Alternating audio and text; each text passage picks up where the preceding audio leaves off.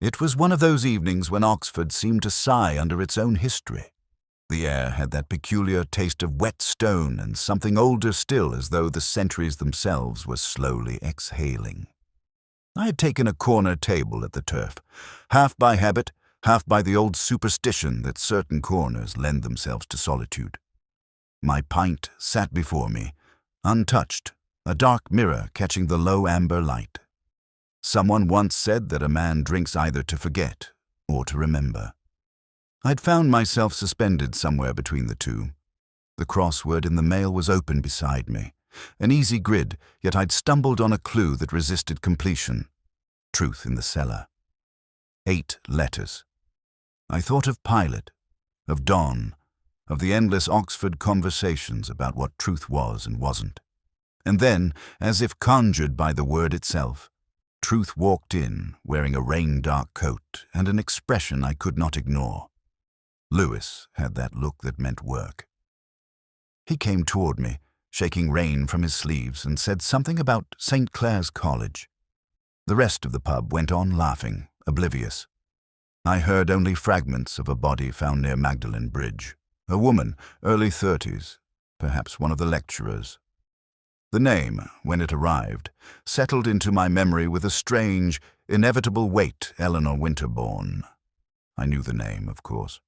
We'd met briefly 2 years earlier, at a dinner where she'd sat opposite me and discussed Dawn as if quoting confession.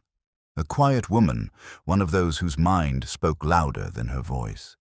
She had smiled once, slightly, when I corrected a misquotation from the Ecstasy. It was the sort of smile one remembers because it feels undeserved. Lewis, I think, expected the usual brusque reply, another dead academic, another river, another inquiry that would come to nothing. But something in me, or perhaps in the way he said it, resisted indifference. I asked him whether she had jumped, and he looked away. They weren't sure, he said. Perhaps slipped, perhaps otherwise. I told him I'd walk by in the morning, but I knew even then that sleep would not intervene. Outside, Oxford had taken on its evening melancholy. The rain had eased, but the stones gleamed like the backs of drowned things. I walked past the Bodleian, past the Sheldonian Dome, each building holding its silence like a prayer.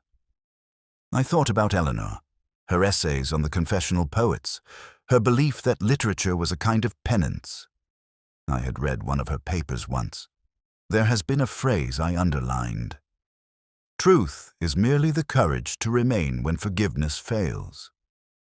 The city, I've always thought, conspires in its tragedies. The river was the same one that carried Shelley's dreams and 1,000 student tears. Its surface hides more than it ever reveals. And yet, for all its deceit, the water remembers. That night, I felt as if Oxford itself had taken something into custody and was waiting to see if I'd dare ask for it back. When I returned to my flat, I poured a measure of whiskey and stared at the crossword again. Truth in the cellar. I toyed with possibilities, honesty, sincerity, veracity, none fit. The words seemed to elude me as deliberately as the meaning behind Eleanor's death. Lewis had mentioned she was working on a lecture about Don's devotions upon emergent occasions, a text about sickness, about the body confessing what the soul refuses. There's always something faintly indecent about curiosity, particularly when it involves the dead. Yet I've learned that indifference is worse. I found myself taking out an old notebook, writing her name slowly, as if spelling it might give it back its pulse. Eleanor Winterbourne.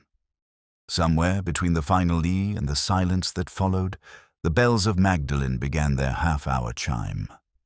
Evensong had long ended, but the sound lingered, thin and sorrowful. I wondered who had last spoken to her, what words had been said and left hanging, and why, in all this vast and learned city, no one had noticed that she was drowning not in water, but in something colder. I drained the whiskey and closed the notebook. The crossword remained unsolved. Truth in the cellar. 8 letters. Beneath the puzzle, In my own handwriting, I wrote a single word, evensong. The river is a cruel archivist. It remembers everything but never gives the whole story back. By the time Lewis and I reached the towpath near Magdalen Bridge, the early mist had risen, leaving behind that damp, metallic scent peculiar to the Cherwell. A police launch moved slowly beneath us, and I found myself absurdly irritated by the sound of the small, hopeful churn of the propeller that seemed to mock the stillness of the dead. Eleanor Winterbourne. Even the name had a fragile symmetry to it, as if written for a sonnet no one would finish. She was 29, unmarried, a lecturer in English literature at St. Clair's. Her colleagues, I was told, admired her intellect and pitied her solitude. The kind of woman who spoke rarely at faculty dinners and always had ink on her fingers. I tried to remember our brief meeting, the tilt of her head, the precise way she had quoted Dawn, as though faith itself required footnotes. Lewis read from his notebook, awkward in the quiet. They found her handbag on the bank, no sign of struggle. The coroner's first guess was an accident. I didn't answer him. The word accident, I've always thought, is a kind of surrender, a convenient substitute for imagination. The ground was slick, yes, and the river treacherous at night. But there was something theatrical in the arrangement of her things. The neatness of the bag's placement, the folded scarf, the absence of her notebook. It felt curated rather than chaotic. In the porter's lodge at St. Clair's, the air was steeped in the odor of wet coats and old varnish. The porter, a man named Bryce, told us she'd come in around 6 the previous evening. Seemed distracted, he said. Dropped her key twice. He'd made a joke about cold fingers. She hadn't replied. The detail lingered twice. People rarely remember how many times something happens unless it struck them oddly. Her rooms faced the inner quad, small but orderly.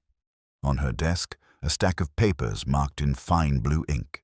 Beside them, a teacup stained at the rim. In the grate, a faint curl of ash, too pale for newspapers. I sifted it with a pencil end and found a burnt corner of ruled paper, one word barely legible for give. Lewis thought it might be a student essay. I thought otherwise. It was her books that drew me most. Donne, Herbert, Hopkins' The Holy Trinity of Doubt. Between 2 volumes I found a folded church leaflet, Evensong at St. Mary's, dated 3 nights before her death. Someone had written a line on the back. The soul's confession begins in silence. The handwriting wasn't hers.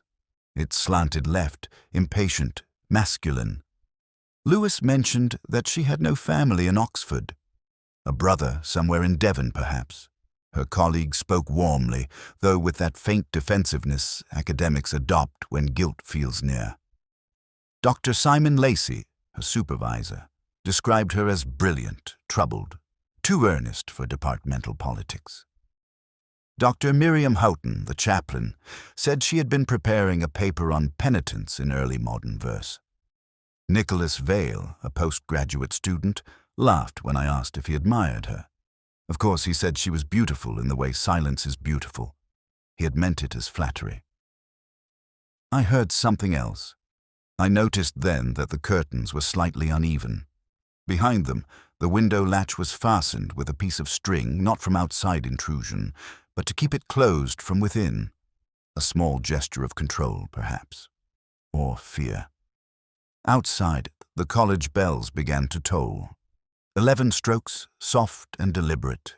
Each one seemed to ask a question. Back on the street, Lewis lit a cigarette he didn't really want. He said she'd seemed the quiet type, not the suicidal kind. I told him quietness wasn't proof of calm. Sometimes it's the only way not to scream. He didn't reply. The smoke drifted upward, joining the drizzle. As we walked toward the car, I felt that peculiar shiver one gets when truth brushes too near. Not a revelation, only a faint alignment of thought and shadow. The scarf, the missing notebook, the word forgive half burnt in the grate. Somewhere in that fragile sequence lay the beginning of her end. I told Lewis we'd visit St. Mary's the next evening. He asked why. I said because someone had written a sermon in the margin of a dead woman's life, and I wanted to hear how it sounded when sung aloud.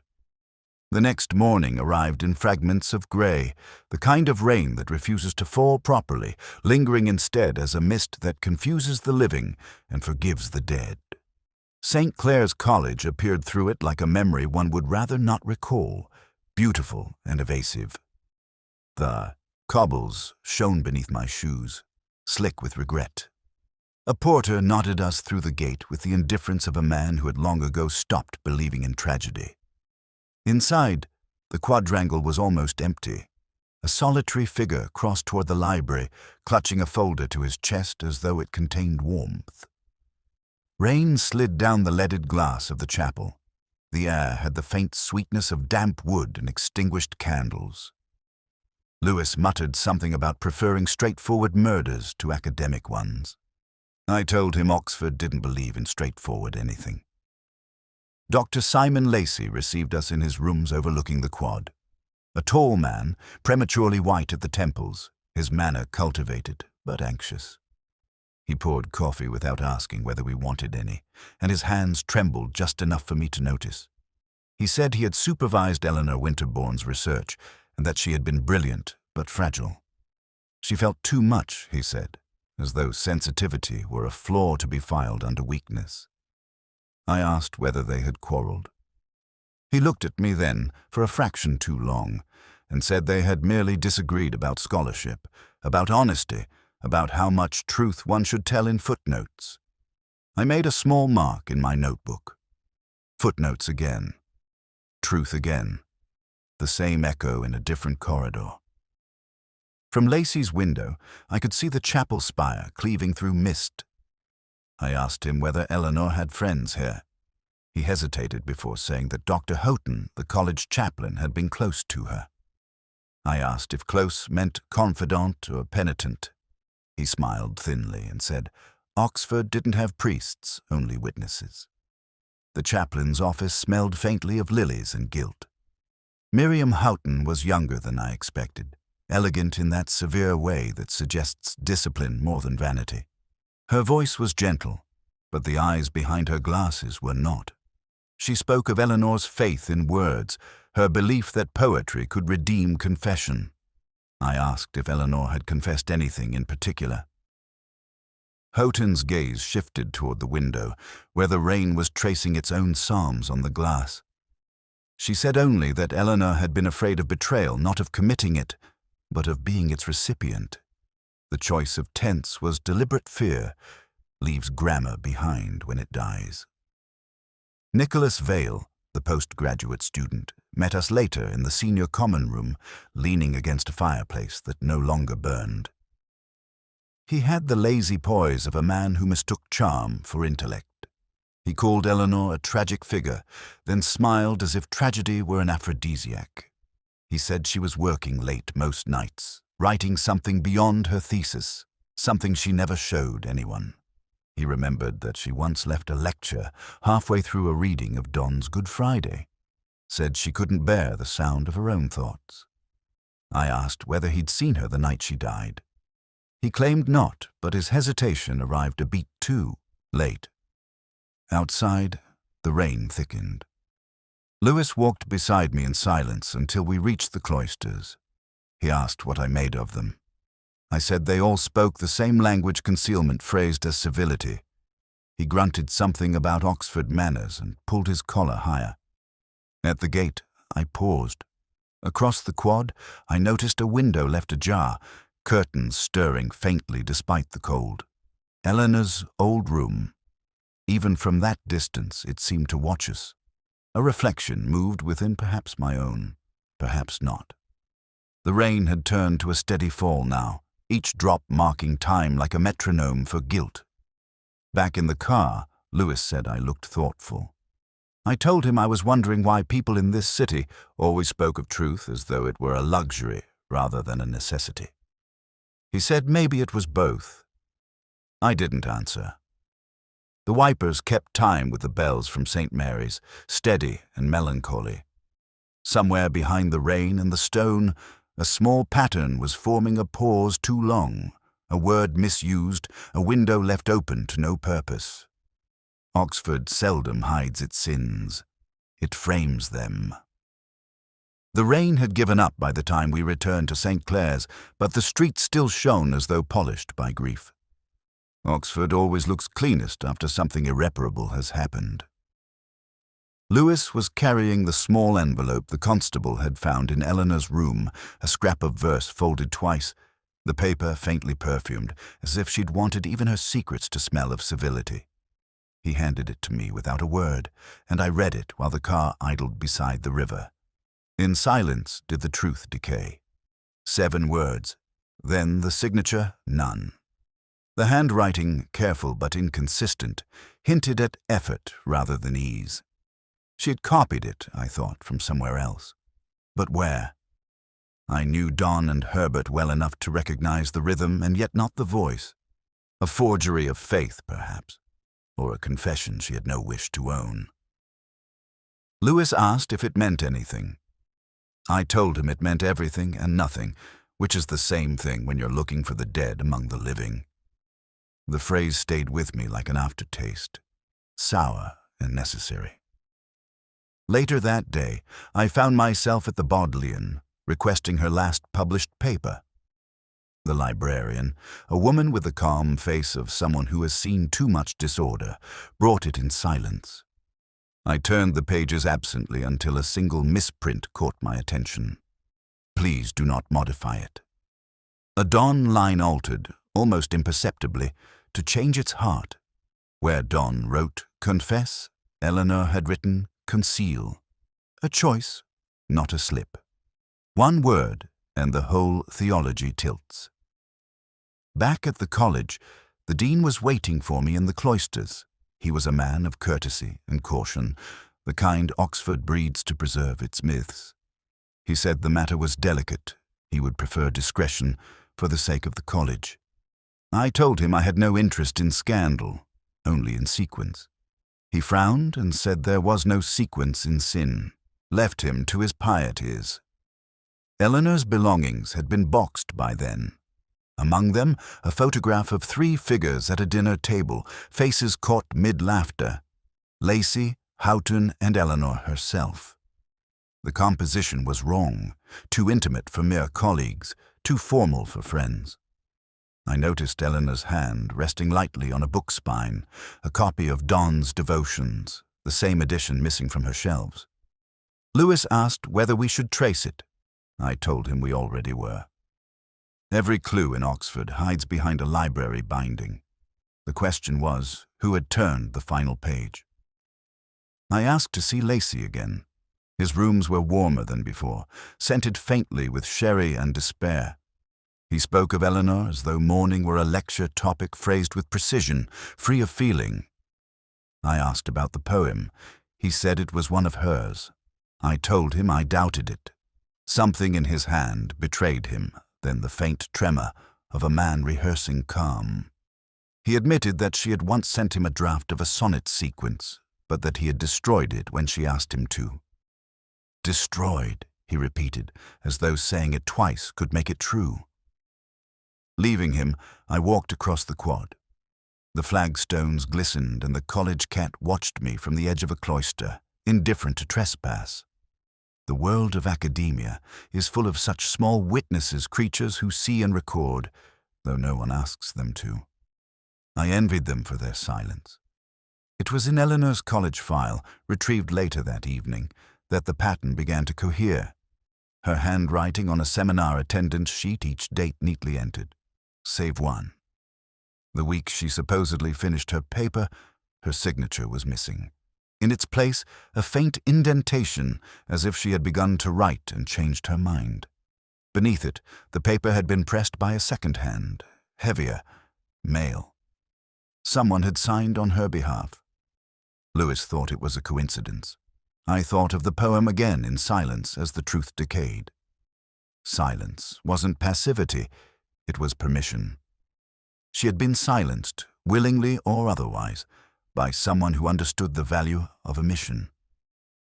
That night, I walked home past the Radcliffe camera, its dome pale against the clouds. The rain had started again, light as breath. I wondered if Eleanor had stood here once, reciting her false poem to no one. Oxford stones have heard too many confessions to judge. They only echo them back, softer, until meaning itself becomes memory. It was late afternoon when I found myself once more in the Bodleian, that cathedral of controlled silence where guilt breathes more easily than prayer. The rain had stopped, but its scent lingered on the coats of students moving ghost-like between the stacks. I asked the attendant for Eleanor's published article, the one Lacey had co-authored, and took it to a desk by the window where the light was failing, as it always does too soon in Oxford. There's a moment in any investigation when the world narrows to a single line of text. For me, it came on the 5th page of her paper, halfway down a paragraph discussing the theology of confession. The footnote referred to dawn, or claim to, confess, or perish by concealment. I had read Don all my life. The line was alien to him. A small deceit, but deliberately an invented citation hiding in plain sight. Lewis would have called it academic vanity. I called it something worse. The library was closing. I copied the phrase into my notebook and thought of Eleanor's burnt scrap, the word forgive reduced to ash. She had been writing about confession, inventing footnotes and falsifying authority. Or perhaps someone else had done it for her.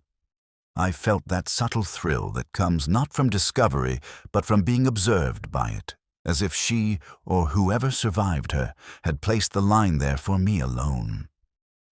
Outside, twilight draped itself over Broad Street. I walked toward St. Clair's, my shoes damp from puddles reflecting the gaslight. Lacey's window was lit. I found him pacing inside, hands behind his back, his shadow performing a quieter mimicry along the wall. He offered sherry again. I declined. He talked too quickly, as if hoping to drown out thought. He said Eleanor had doubted herself, that she was erratic, fragile, given to exaggeration. The same adjectives men have used for women since language began. I asked him if he'd noticed the false footnote. His mouth twitched just once, just enough. He said he hadn't read the final draft, a lie so polite it almost passed for courtesy. Lewis, when I told him later, frowned and said I was reading too much into ink. Maybe she'd misremembered, he said. I reminded him that academics never misremember. They misdirect. He shrugged, lit another cigarette, and muttered that the living were harder work than the dead. I didn't argue. Back in my flat, I took out Eleanor's poem and placed it beside the copied footnote. In silence did the truth decay. Confess or perish by concealment. The rhythm matched. It was a call and an answer, a hidden dialogue between two liars undead, one not yet accused. The thought gave me no satisfaction, only a dull unease, like hearing a melody I could almost hum but not name. I poured a drink, whiskey this time, and listened to the faint hum of Oxford after hours. The buses, the laughter, the bell that always strikes a second too late. Somewhere in the distance, a choir rehearsed a hymn. Their voices carried a purity that seemed almost mocking. I thought again of Eleanor's research on Don, on the spiritual intimacy of deceit. She had written that truth and concealment were twin virtues, not opposites. I wondered whether she had believed it or merely proved it. Lewis called just before midnight. He'd found something in the college records. Eleanor had withdrawn £200 in cash the day before she died. No trace of where it went. Not a large sum, but enough to buy silence for an evening. I thanked him, though the line went. Dead before gratitude could sound like doubt. The river would have kept its own receipts. I sat there, the pages spread before me like unfinished equations. Somewhere between confession and concealment, someone had chosen the latter and called it mercy. And in that footnote, that tiny trespass of language, I felt the whole design beginning to stir. The first honest lie is always the smallest. It was raining again, though more gently this time, as if the sky had grown tired of its own grief. I arrived at St. Clair's in the half-light between day and evening, that suspended hour when the world seems undecided about continuing. From the chapel drifted the faint tremor of a choir rehearsal. The voices, untrained, earnestly rose and fell like the breath of someone asleep. Lewis said he'd wait outside and sacred music made him uncomfortable. I envied him for that kind of discomfort. It meant he still believed in something. Inside, the air was thick with the scent of polish and lilies. Dr. Houghton stood at the front, her back to the choir, hands poised mid-air as though conducting silence itself. When the hymn ended, she turned, saw me, and smiled with that peculiar calm that priests acquire, half serenity, half resignation. She asked if I'd come for peace or evidence. I told her they were sometimes the same thing. We spoke quietly near the organ loft.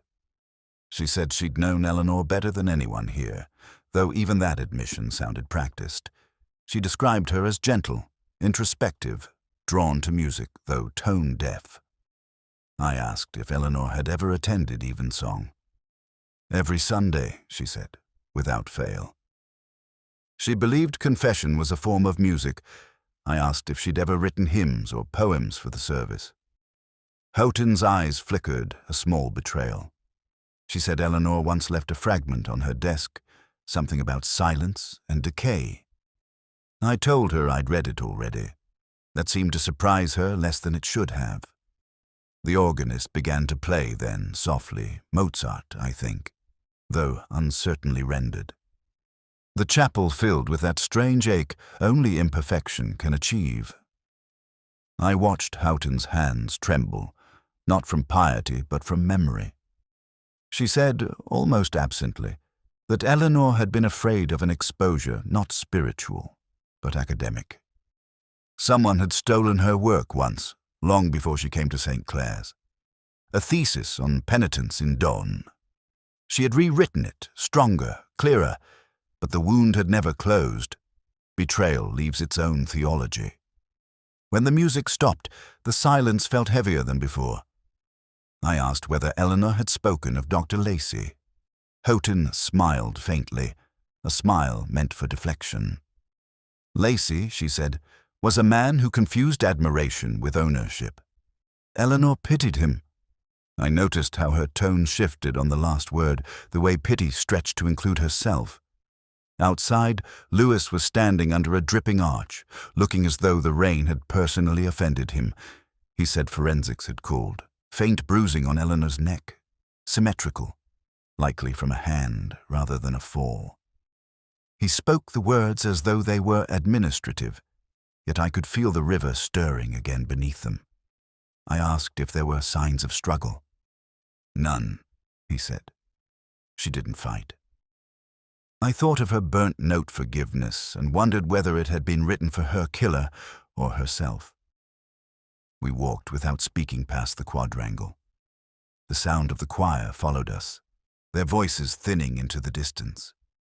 Lewis muttered that religion made people strange. I told him it simply gave them strange vocabulary. He looked at me as though weighing whether that was wisdom or evasion. He chose silence, wisely. That night I sat by the window with a glass of whiskey and a notebook open before me. The street below glimmered with rainlight. I wrote the words she had left behind in silence. Did the truth decay, and beneath them, the false footnote I'd copied from her article confess, or perish by concealment? Between those two sentences lay the narrow corridor she must have walked, confession, concealment, and the silence that bound them together. The radio on my desk played faintly Mozart again, this time the Requiem. I let it run until the Lacrimosa began, then turned it off. The quiet afterward was unbearable, which is perhaps why I understood her so well. We all invent our own requirements. The difference is that most of us survive to hear them performed. I thought of Houghton's trembling hands, of Lacey's careful evasions, of a young woman who once believed poetry could absolve sin. The truth was no longer hidden. It was merely waiting for its cue. And somewhere in the night, Oxford listened, humming along. The next morning began with a phone call that I already knew would come. Lewis sounded hesitant, as though reluctant to disturb the only peace Oxford ever allows. He'd been going through Eleanor's old departmental records. There was something, he said, about a disciplinary note, Nicholas Vale, the postgraduate student, once accused of falsifying data for a research grant. Eleanor had been a witness. No formal complaint, but the sort of quiet scandal that lives longer than any confession. I told him to meet me at the college. By the time I reached St. Clair's, the rain had dissolved into sunlight that had no intention of warming anything. Vale was waiting by the chapel steps, that same careless grace masking a deeper unrest. He smiled when he saw me, a smile rehearsed often enough to conceal sincerity. I asked him whether he remembered the inquiry. Of course, he said. I was young, foolish, but not malicious. Eleanor forgave me. I told him forgiveness rarely lasts as long as guilt. He looked away then, and his hands began to perform small, meaningless gestures, buttoning, unbuttoning, the fidget of a man trying to edit his own story. He invited me into his rooms, a clutter of papers and stale coffee, the air dense with pretense. On the desk lay a half-finished crossword.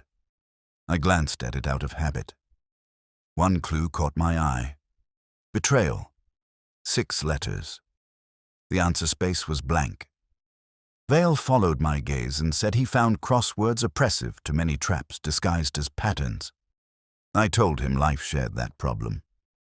He began to speak faster, as if talking could prevent listening.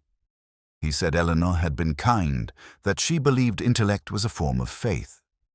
They'd worked together briefly late nights, long arguments about dawn and guilt and the impossibility of honesty in academia. He said he had admired her. The word trembled slightly, as though unsure whether it was confession or defense. I asked whether admiration had turned to love. He laughed too quickly. Love was for simpler people, he said, for those who could forget. I told him the clever ones remember too much. He didn't answer. There was a letter on his mantelpiece, folded and refolded to exhaustion. I asked about it. He said it was from her, though unsigned. It spoke of forgiveness, of trespass, of some private atonement neither of us could fully name. He insisted she had written it after her resignation from the department. I pointed out she had never resigned. He went still. Perhaps he hadn't meant to say it. Lewis arrived as I was leaving. He told me the autopsy results had come through faint bruises on Eleanor's neck consistent with restraint, not violence. A held breath, not a blow. He said it softly, as if the phrasing mattered. It always does. I told him the killer hadn't meant to kill. That was the worst kind. Back at my flat, I read through Eleanor's article again. The false footnote returned to me confess, or perish by concealment. A phrase not by Donne, but by a forgotten bishop whose sermon on repentance had fascinated me once. I searched the text online. The bishop's sermon contained another line, one Eleanor hadn't quoted. The liar remembers too well what the truth forgets. I thought again of Nicholas Vale, a man who I couldn't forget. That evening, I found him in the college garden, smoking with the nervousness of the condemned. He said he'd dreamt of her standing by the river saying nothing. He kept repeating that she wasn't meant to die. I told him that was true of most people. His face collapsed briefly into youth. He said she'd wanted to expose him, not out of cruelty but necessity. She'd discovered he'd stolen lines from her unpublished work and turned her research into his own. She'd promised not to tell, then changed her mind. He'd met her by the river to plead, to explain. She'd slipped, he said. She'd simply slipped. The story fit too well, like a suit made to disguise the body beneath. I asked about the missing devotions, her annotated copy. He blinked once, twice, too slowly. He said he'd returned it to her. But I knew already he hadn't. Truth leaves fingerprints even in silence. When I left him, the chapel bells were sounding compline, their echoes folded through the cloisters like regret. I walked home under a pale sky that promised nothing. In my notebook I wrote his name, then crossed it out. Guilt, I thought, is only memory with a better vocabulary. I went back to the turf that evening, not out of sentiment, but because I had nowhere else to sit with what I'd learned. The same corner table, the same smell of wet wood and over-polished brass, the same pint untouched. Oxford was a city that could be trusted to remain indifferent, even to revelation. The barman nodded as if I were part of the furniture, which in a way I was. The crossword lay open on the counter, abandoned by some earlier optimist. I glanced down out of habit. Truth in the cellar, 8 letters. Still unanswered, though someone had penciled something faint and hesitant, subterran. Wrong, but almost beautiful. It reminded me of Vale's insistence that Eleanor had simply slipped, that gravity had done the work guilt refused. But guilt, unlike gravity, needs a witness. It can't act alone. Lewis arrived, his coat darker than the weather demanded. He looked tired. He said the forensic report confirmed Eleanor's bruising matched a single-hand light pressure, not strangulation. I told him it was the mark of hesitation, not rage. He said hesitation didn't kill people. I said it sometimes did. He ordered a pint. I didn't. The smell of hops had begun to make me uneasy, as though something once comforting had turned accusatory. He handed me a small evidence bag. Inside was a book, waterlogged but recognizable Don's devotions. The missing one. Found downstream, tangled in reeds near the bridge. I turned it over in my hands carefully. The paper was swollen, but the ink still clung stubbornly to the margins. On the inside cover, Eleanor's handwriting is faint but legible. He took the truth from the river. Beneath it, a smaller note, likely added later.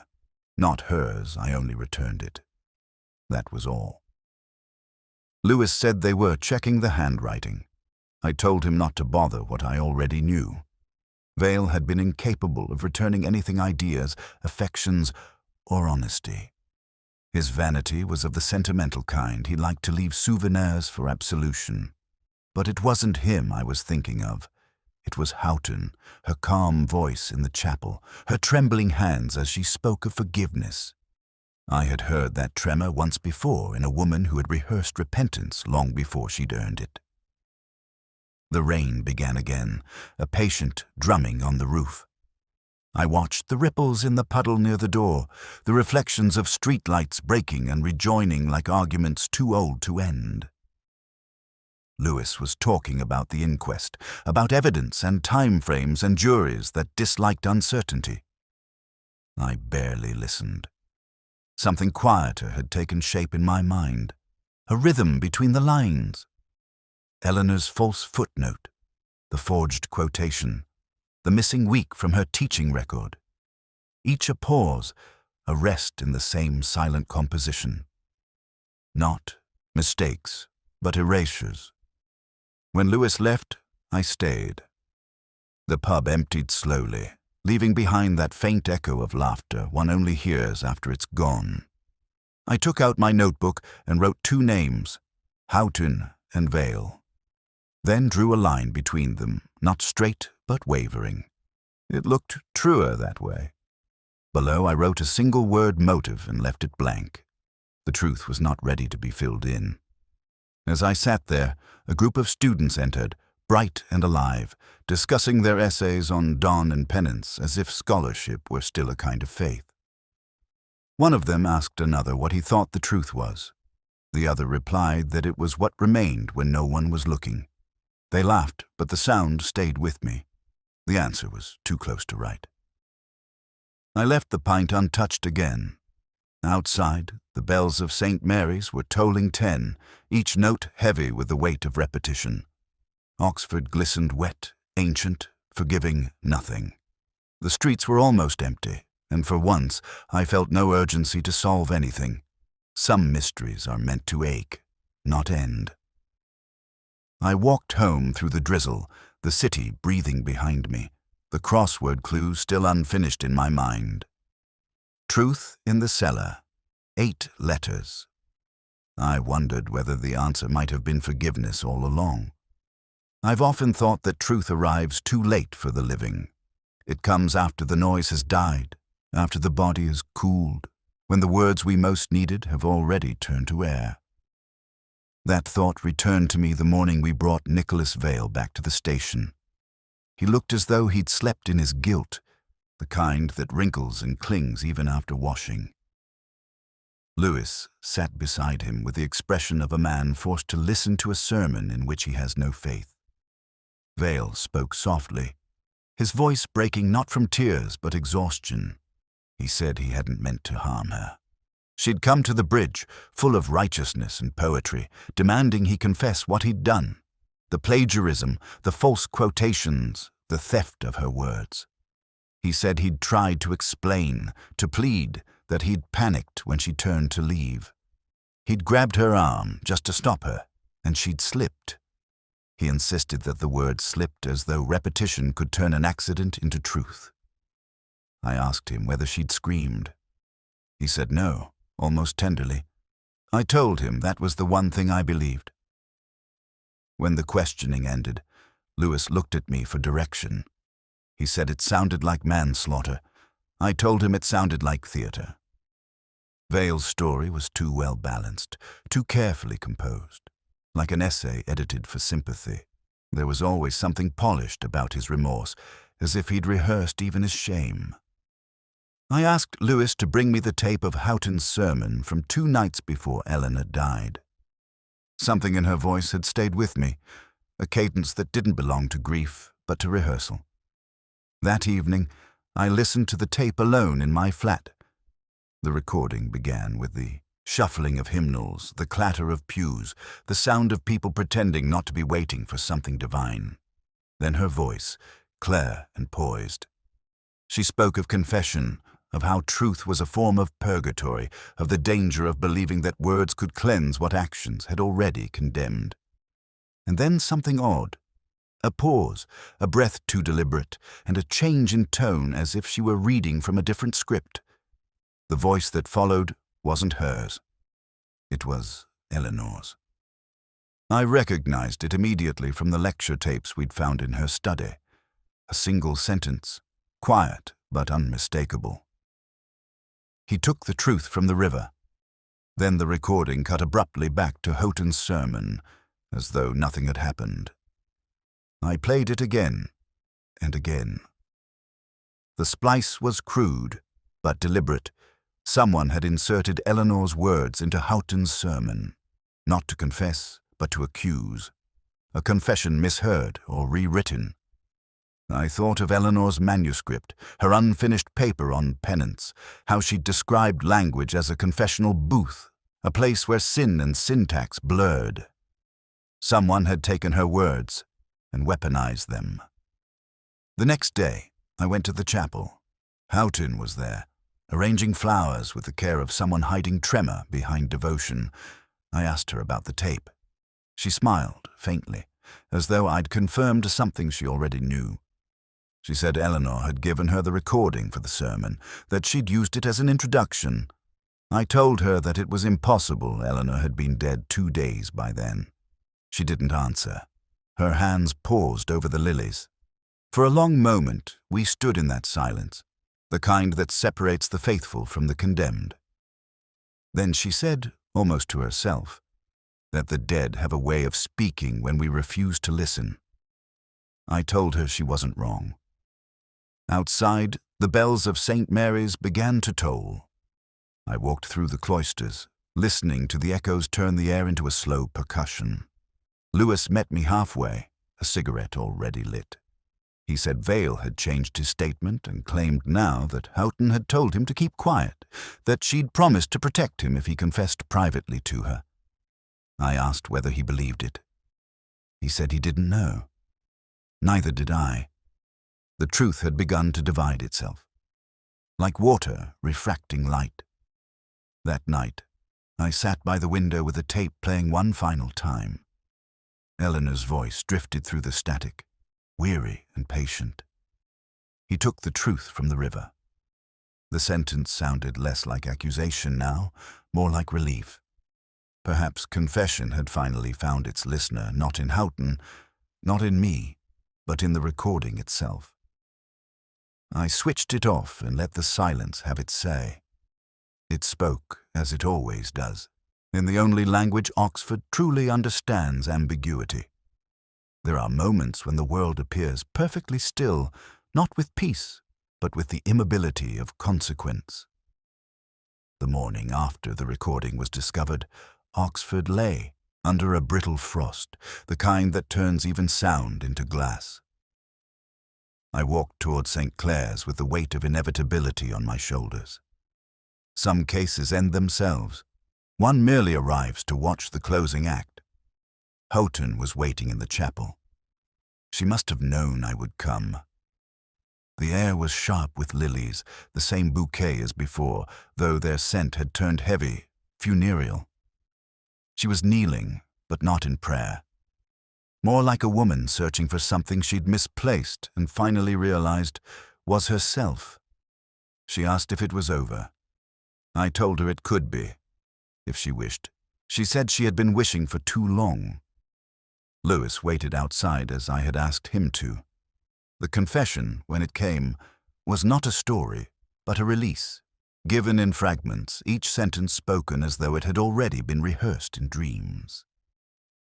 She said Eleanor had confronted her the night she died, not by the river, but in her rooms. The quarrel had begun with words, as these things always do. Eleanor had discovered the truth that her work, years earlier, had been stolen by Houghton and published under her name, that her faith, her friendship, her very sense of vocation had been used as camouflage for deceit. Houghton had pleaded, begging her not to expose it. She'd been desperate, she said, not for reputation, but for the illusion that she was still worthy of her calling. Eleanor had left without answering. Houghton followed her, the same corridor, the same echoing steps, down to the riverbank where the city forgets itself. She caught her by the wrist, tried to stop her, and in that small violence, Eleanor stumbled. Houghton had not meant to kill her, she said, only to delay the truth a little longer. The rest had been cowardly. She had altered the recording later, spliced Eleanor's voice into her sermon, believing she could turn accusation into absolution. But the voice of the dead is rarely merciful. It kept returning in her head in every sermon, every hymn, every silence. I remember asking her why she hadn't destroyed the tape entirely. She said destruction would have meant forgiveness, and she didn't deserve it. There was something almost beautiful in that logic, terrible and precise. She stood then, smoothed her skirt, and said she would wait for us in the vestry. When Lewis entered a few minutes later, she was seated by the lectern, eyes open, hands folded, the expression of someone who had finally reached a conclusion. On the table beside her, a glass of water, untouched, and a single page torn from a prayer book. The verse read, "Have mercy upon me, for I am becoming dust." Lewis said we should call it a confession followed by suicide. I said we would call it what it was, a correction. He didn't understand, but he didn't ask. Later, back at my flat, I poured a whiskey and opened my notebook. The crossword from the mail still lay folded beside it, unchanged. Truth in the cellar. 8 letters. I thought of Houghton's sermon, of Eleanor's falsified footnote, of the strange fraternity between confession and concealment. Then, as if the puzzle had simply been waiting for the right silence, the word appeared to me. Submerged. 8 letters. Truth in the cellar submerged. The answer had been there all along, like every truth that hides beneath the surface of ordinary words. I thought of Eleanor then, the quiet intensity of her eyes, her soft defiance. Of Houghton, who had built her life upon borrowed grace. Of Vale, too clever for innocence. Oxford was full of such people, myself among them, forever editing our sins into something legible. Perhaps that was the city's true vocation, not scholarship, but revision. Outside, the frost was lifting, the streets glistened in reluctant sunlight. I could hear the distant bells of Magdalen marking the hour, steady as breath. Lewis would file the paperwork, the college would close ranks, the story would fold itself into rumor and faculty gossip. And one day, some future student would stumble upon Eleanor's last article and wonder at the footnote that does not exist. I left the notebook open on my desk and took my coat. The day was clear, though still cold enough to keep my memory intact. As I walked toward the river, I passed the turf, the window clouded with warmth from within. The same pint still waited for me there, in imagination if not reality. I thought, briefly, of finishing it. Instead, I kept walking. The river was calm now, the water thin and bright beneath the winter light. I watched it for a long time, searching for a reflection that would not return. Perhaps we all drown a little in the things we cannot forgive, not in water, but in silence. And perhaps that is all that remains of confession once the listener has gone. The bells began again. This time, I let them finish. The case ended, as so many of them do, not with revelation, but with fatigue. Oxford seemed almost relieved to have another tragedy filed neatly into its archives. The newspapers printed their tidy paragraphs. The college issued a statement about loss and learning. Lewis, dependable as ever, wrapped up the paperwork with his quiet competence. And I, predictably, found myself back at the turf. The same corner, the same pint untouched. Outside, the cobbles glimmered in the last of the evening light. The city was beginning to thaw into spring, though the air still carried the chill of something unfinished. I thought of Houghton's folded hands, her stillness, that small act of contrition that passed for peace. Of Eleanor's voice, preserved forever in static, whispering through the tape recorder, he took the truth from the river. Words surviving where breath could not. I had listened to them again that morning, just once more. Not for evidence, but for cadence. She had spoken not like a victim, but like someone narrating her own ending. Lewis had tried to persuade me to go out for supper. He said I looked as though I needed warmth and company. I told him I already had both a lie I told often enough to believe it. He shrugged and left me to my pint, muttering that I'd end up haunting this place like an old don who'd lost his college. He wasn't wrong. The turf was one of those corners of Oxford where ghosts didn't bother disguising themselves. The crossword lay in front of me again, folded neatly as if waiting for closure. I found myself tracing the earlier clue in the cellar, 8 letters. I had solved it days before, but I wrote it again anyway. The ink bled slightly into the damp paper, as if the word itself resisted being contained. I thought of Houghton's confession, her trembling voice as she said Eleanor had forgiven her at the very end. I didn't know whether that was true. Forgiveness, like truth, is often misheard. The pub door opened, letting in a gust of cool air and the laughter of students. Their voices were bright, careless, unburdened by memory. I watched them for a while, trying to remember what it was like to believe that intelligence could save you from error. They ordered drinks, laughed about exams, one of them reciting a line from Donne in mock solemnity. Death, be not proud. The irony was lost on them. I envied that too. There are cases one forgets with time, others that grow quieter until they resemble dreams, but this one stayed. Not because of the crime itself, but because of the faint kindness threaded through its cruelty. Houghton had not sought forgiveness. She had sought understanding, which is rarer. Eleanor had sought truth and found only silence, which is common, and I, somewhere between them, had mistaken logic for mercy. I realized that too late. When Lewis came back later to collect his coat, he found me still there. He asked what I was writing. I wrote a note for myself. He asked what it said. Only that Oxford never changes, I told him. It simply rearranges its sins. He didn't laugh, but he understood. He always did. He said I should get some sleep. I said I would. I didn't. The bells began to sound outside Magdalen again, marking 9 o'clock, each toll carrying the soft weight of finality. I finished the crossword, closed the paper, and pushed the pint slightly away. Still untouched. Some habits, I suppose, are memorials to restraint. As I left, I paused by the door and looked back at the empty glass, the folded crossword, the chair where I had sat too long. In another life, perhaps, I would have drunk the pint, walked out into the thawing night, and felt something like redemption. But redemption is an untidy thing, and Oxford has no patience for it. I stepped into the street instead, the sound of rain returning just enough to blur the edges of thought. Walking past the bridge, I glanced down at the river. It moved with the slow assurance of something that has witnessed everything and judged nothing. Somewhere beneath it, the last traces of Eleanor Winterbourne were already dissolving into anonymity. I envied her for the peace of being finally unremembered.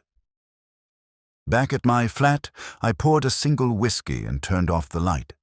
The window reflected my face older, perhaps lonelier, but not wiser. The city outside shimmered faintly in the rain, its windows flickering like unspoken thoughts. For a moment, I imagined Eleanor's voice again, low and calm, asking whether I'd found what I was looking for. I told her, silently, that I hadn't, but I'd come close enough. I raised the glass just once, to the memory of both of them, to truth, to silence, to everything submerged. Then I let the whiskey warm my throat, the first and last drink of the night, and the pint, still waiting somewhere, remained untouched.